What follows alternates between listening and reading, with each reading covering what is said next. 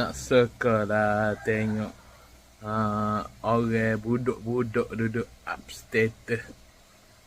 Lepas tu royak apa ni up status dia. Jangan lihat masa lalu ku. Ada tengok umur baru 14. Ada masa lalu gapo pun tak tahu. Masa lalu kecing dari luar ke? Kau masa lalu hok duduk berok dari luar. Adulah, sedap-sedap ayat dia.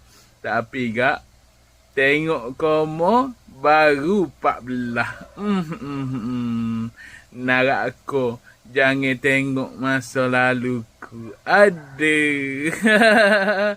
Adalah kelah dia.